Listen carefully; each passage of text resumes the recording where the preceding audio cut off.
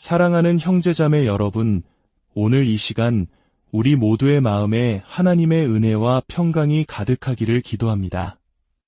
우리가 일상 속에서 드리는 기도의 한 구절 한 구절에는 얼마나 깊고 놀라운 지혜가 담겨 있는지 때로는 잊고 살아갈 때가 많습니다. 말씀을 나누기 앞서 오늘 이 이야기가 여러분의 마음에 깊은 울림을 준다면 주변에 사랑하는 이들과 함께 나누어 주시길 바랍니다. 하나님의 은혜를 전하는 작은 실천을 통해 여러분의 삶에도 더 큰 축복이 임할 것이라 믿습니다. 오늘은 설교의 황태자라 불리는 위대한 설교가 찰스에 돈 스펄전 목사님의 깊은 통찰을 통해 우리에게 너무나도 익숙한 주기도문의 한 구절, 우리를 시험에 들게 하지 마시옵고 다만 악에서 구하시옵소서라는 기도의 의미를 함께 묵상해 보고자 합니다. 스펄전 목사님은 주기도문을 마치 하늘에서 땅으로 내려오는 사다리와 같다고 묘사했습니다. 이 기도는 가장 높은 영적 신분에서 시작하여 인간의 가장 연약한 실존까지 점차 내려오며 우리 자신을 돌아보게 만듭니다. 가장 높은 첫 번째 계단은 하늘에 계신 우리 아버지여라는 부름입니다. 여기서 우리는 하나님의 자녀라는 가장 영광스러운 신분으로 서게 됩니다. 하나님의 자녀가 된다는 것은 인간이 누릴 수 있는 최고의 영예입니다. 두 번째 계단은 이름이 거룩히 여김을 받으시오며입니다. 우리는 이제 예배자가 되어 거룩하신 하나님을 경배합니다. 자녀의 신분보다는 한 단계 아래이지만 천사들도 함께하는 영광스러운 자리입니다. 세 번째 계단은 나라가 임하시오며입니다. 우리는 하나님의 통치를 받는 그분의 백성이 됩니다. 예배자의 자리에서 내려와 위대한 왕이신 아버지의 주권을 인정하는 자리입니다. 네 번째 계단은 뜻이 하늘에서 이루어진 것 같이 땅에서도 이루어지이다입니다. 여기서 우리는 그분의 뜻을 행하는 종의 위치에 서게 됩니다. 단순히 백성으로 머무는 것을 넘어 적극적으로 주인의 뜻에 순종하는 자입니다. 다섯 번째 계단으로 내려오면 오늘 우리에게 일용할 양식을 주시옵고 라는 간구를 만납니다. 우리는 이제 모든 것을 하늘의 자비에 의존하는 구걸하는 자, 즉 긍휼을 구하는 자가 됩니다. 여섯 번째 계단은 더욱 낮아집니다. 우리가 우리에게 죄 지은 자를 사하여 준 것 같이 우리 죄를 사하여 주시옵고 우리는 용서가 필요한 죄인임을 고백합니다. 그리고 마침내 이 사다리의 가장 낮은 마지막 계단에 이릅니다. 그곳에는 과거의 죄를 용서받았지만 자신의 연약함을 알기에 미래의 죄를 두려워하며 떠는 한 영혼이 서 있습니다. 바로 더 큰 죄에 빠질 위험에 처한 죄인입니다. 그의 떨리는 입술에서 나오는 기도가 바로 오늘 우리가 묵상할 구절입니다. 우리를 시험에 들게 하지 마시옵고 다만 악에서 구하시옵소서. 어찌 보면 이 기도는 영적으로 가장 낮은 곳에서 드리는 간구처럼 보이지만 사실은 가장 깊은 영적 성숙에 이른 사람만이 드릴 수 있는 기도이기도 합니다. 자신의 힘으로는 단 한순간도 사탄의 유혹을 이길 수 없음을 처절하게 깨달은 영혼의 외침이기 때문입니다. 그렇다면 어떤 마음이 우리로 하여금 이 기도를 드리게 하는 것일까요? 첫째는 경계하는 마음입니다. 방금 우리 죄를 사하여 주시옵고 라는 기도를 통해 죄 사함의 기쁨을 맛본 영혼은 그 평화를 잃을까 두려워합니다. 사탄은 하나님의 자녀가 된 영혼을 결코 가만두지 않습니다. 막 얻은 자유와 평화를 다시 빼앗기 위해 모든 힘을 다해 공격해옵니다. 각 구원받은 영혼은 이 사탄의 맹렬함을 감지하고 하나님, 제가 방금 얻은 이 구원의 기쁨을 잃지 않게 하소서. 저를 다시는 저 깊은 죄의 바다로 던져 넣지 마소서라고 외치게 되는 것입니다. 이것이 바로 깨어있는 영혼의 기도입니다. 둘째는 죄에 대한 거룩한 공포심입니다. 과거의 끔찍한 죄의 구렁텅이에서 살았던 사람이 하나님의 은혜로 구원받았을 때 그는 다시 그 죄의 자리로 돌아가는 것을 죽기보다 두려워합니다. 스펄전 목사님은 한광부의 이야기를 들려주었습니다. 그는 과거에 술과 방탕한 삶에 빠져 살다가 극적으로 회심했습니다. 그는 자신의 친구들이 자신을 다시 유혹할까봐, 그리고 자신의 강한 정욕이 다시 불붙을까 봐 몹시 두려워했습니다. 그래서 그는 하나님, 제가 다시 옛 죄악으로 돌아가느니 차라리 지금 제 생명을 거두어 주십시오라고 간절히 기도했고, 하나님은 그의 기도를 들어주셨습니다. 우리를 구원하신 주님을 다시 욕되게 하느니 차라리 죽는 것이 낫다는 이 마음, 이 거룩한 공포심이 바로 우리를 시험에 들게 하지 마옵소서라는 기도를 만들어냅니다. 셋째는 자신의 연약함에 대한 겸손함입니다. 스스로 강하다고 믿는 사람은 시험을 두려워하지 않습니다.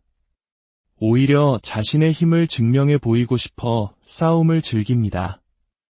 그러나 하나님의 가르침을 통해 자신의 무력함을 깨달은 사람은 결코 시험을 자초하지 않습니다.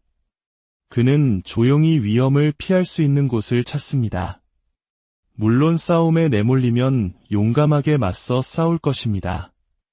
하지만 그는 전쟁의 참상을 아는 노병처럼 굳이 싸움을 원하지는 않습니다.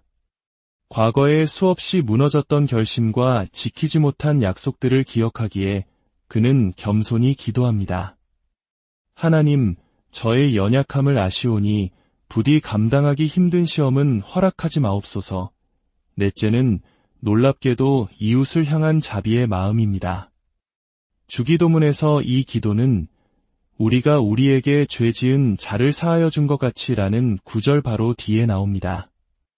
이 연결고리는 매우 중요합니다. 이것은 우리에게 잘못한 사람을 너무 혹독하게 대하지 말라는 가르침을 줍니다. 길에서 비틀거리는 주정뱅이를 볼 때 그를 향해 손가락질하며 교만해지는 대신 주님, 저 사람이 아니라 제가 저 자리에 있을 수도 있었습니다. 우리를 시험에 들게 하지 마옵소서라고 기도해야 합니다. 높은 지위에 있던 사람이 돈의 유혹에 넘어져 신문에 이름이 오르내릴 때 그를 비난하기에 앞서 겸손히 기도해야 합니다. 저 역시 같은 유혹 앞에서 넘어지지 않으리라 장담할 수 없습니다. 우리를 시험에 들게 하지 마옵소서. 이 기도는 우리로 하여금 죄 지은 다른 사람들을 더 따뜻하고 온유한 마음으로 대하게 만듭니다. 마지막으로 이 기도는 하나님에 대한 깊은 신뢰에서 비롯됩니다. 하나님께서 설마 나를 시험에 빠지게 하실까 하는 두려움이 생길 때 우리는 그 마음을 숨기지 말고 어린아이가 부모에게 솔직하게 털어놓듯 하나님께 아뢰어야 합니다. 어린아이가 때로 비논리적이고 어리석은 걱정을 부모에게 털어놓을 때 지혜로운 부모는 아이를 책망하지 않고 그 마음을 안아주며 안심시킵니다. 마찬가지로 예수님께서는 우리의 연약한 마음을 아시고 우리의 두려움까지도 기도로 가져올 수 있도록 이 기도를 가르쳐 주신 것입니다. 아버지는 저를 가장 좋은 길로 인도하실 것을 믿습니다. 하지만 제 마음속에 혹시 감당 못할 시험에 들게 하실지도 모른다는 두려움이 있습니다. 이 두려움을 아버지께 솔직히 아뢰입니다. 이것이야말로 하나님을 진정으로 신뢰하는 자녀의 기도입니다. 그렇다면 우리가 피하고자 하는 시험이란 구체적으로 무엇일까요? 첫째, 하나님의 은혜가 거두어지는 시험입니다. 만약 하나님께서 우리를 붙들고 계신 그분의 손길을 잠시라도 거두신다면 우리는 어떻게 될까요? 마치 머리카락이 잘린 삼손처럼 우리는 아무런 힘도 쓰지 못하고 원수의 조롱거리가 될 것입니다. 우리의 모든 힘과 지혜는 오직 하나님으로부터 옵니다. 그러므로 우리는 간절히 기도해야 합니다. 주님, 저를 홀로 내버려 두지 마옵소서. 주의 성령을 거두지 마시고 저를 시험에 들게 하지 마옵소서. 둘째, 섭리적인 환경이 주는 시험입니다. 잠언의 아굴은 이렇게 기도했습니다. 나를 가난하게도 마옵시고 부하게도 마옵시고 오직 필요한 양식으로 나를 먹이시옵소서. 혹 내가 배불러서 하나님을 모른다 여호와가 누구냐 할까 하오며 혹 내가 가난하여 도둑질하고 내 하나님의 이름을 욕되게 할까 두려워함이니이다. 극심한 가난은 사람을 절망과 범죄로 내몰 수 있습니다. 반대로 감당하지 못할 부와 권력은 사람을 교만하게 하고 타락시킵니다. 특히 우리 한국인들은 지난 수십 년간 급격한 경제 성장을 경험하며 빈곤의 서러움과 부유함의 유혹을 모두 겪어왔기에 이 기도의 의미는 더욱 깊이 다가올 것입니다. 우리는 기도해야 합니다. 주님, 저를 극심한 가난이나 감당 못할 부유함으로 시험하지 마옵소서. 셋째, 육체적, 정신적 상태에서 오는 시험입니다. 만성적인 질병의 고통, 혹은 우울증과 같은 마음의 병은 우리의 믿음을 흔들고 하나님을 원망하게 만들 수 있습니다. 우리는 건강할 때의 강인함으로 아픈 이들을 쉽게 판단해서는 안 됩니다. 오히려 그들의 고통을 이해하려 노력하며 기도해야 합니다. 주님, 제가 감당할 수 없는 육체적, 정신적 고통으로 인해 믿음을 잃지 않도록 저를 지켜주소서. 넷째, 인간관계에서 비롯되는 시험입니다. 악한 동료들 사이에서 신앙을 지키는 것은 어려운 일입니다. 그러나 때로는 경건한 척하는 위선자와 함께 지내는 것이 더 큰 시험이 될 수 있습니다. 겉으로는 거룩해 보이지만 속은 썩어 있는 사람의 이중적인 모습을 볼 때 젊고 순수한 영혼은 큰 상처를 입고 신앙 자체에 회의를 품게 될 수 있습니다. 우리는 기도해야 합니다. 주님, 악한 자들의 조롱과 위선자들의 거짓으로 인해 제 믿음이 흔들리지 않도록 저를 지켜주소서. 사랑하는 성도 여러분, 이 기도는 우리에게 몇 가지 중요한 삶의 교훈을 가르쳐줍니다. 첫째, 자신의 힘을 결코 자랑하지 마십시오. 둘째, 시험을 결코 바라지 마십시오. 과거 마리아 여왕 시대에 두 순교자가 화형을 앞두고 있었습니다. 한 사람은 자신만만하게 자신은 결코 믿음을 저버리지 않을 것이라 호언장담했습니다. 다른 한 사람은 불길이 두렵다며 고통 속에서 주님을 부인하게 될까 봐 눈물로 기도했습니다. 마침내 화형대에 섰을 때 자신만만했던 사람은 불길을 보자마자 비겁하게 믿음을 버리고 돌아섰습니다. 그러나 두려움에 떨며 자신의 연약함을 고백했던 사람은 불길 속에서 하나님을 찬양하며 영광스럽게 순교했습니다. 우리의 약함이 곧 우리의 힘이며 우리의 강함이 곧 우리의 약함입니다. 셋째, 스스로 시험의 자리로 걸어 들어가지 마십시오. 시험에 들게 하지 마옵소서라고 기도하면서 유혹이 있는 장소로 스스로 찾아가는 것은 하나님을 기만하는 행위입니다. 그 기도는 위선자의 주문일 뿐입니다. 마지막으로 다른 사람을 시험에 들게 하지 마십시오. 부모된 자로서 자녀들 앞에서 죄의 본을 보이지 마십시오. 여러분의 잘못된 행동 하나가 다른 연약한 영혼을 파괴하는 도구가 될 수 있음을 항상 기억하십시오. 오늘 이 시간 우리 모두의 마음속에 우리를 시험에 들게 하지 마시옵고 다만 악에서 구하시옵소서라는 기도가 살아 숨쉬기를 소망합니다.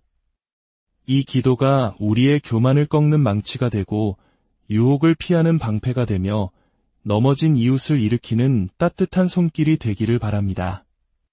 우리의 연약함을 아시는 주님께서 우리가 감당하지 못할 시험 허락하지 않으시고 시험 당할 즈음에 또한 피할 길을 내사 우리로 능히 감당하게 하실 것을 믿습니다. 주 예수 그리스도의 은혜와 하나님 아버지의 사랑이 이 말씀을 듣는 모든 분들 위해 영원히 함께 하시기를 축원합니다.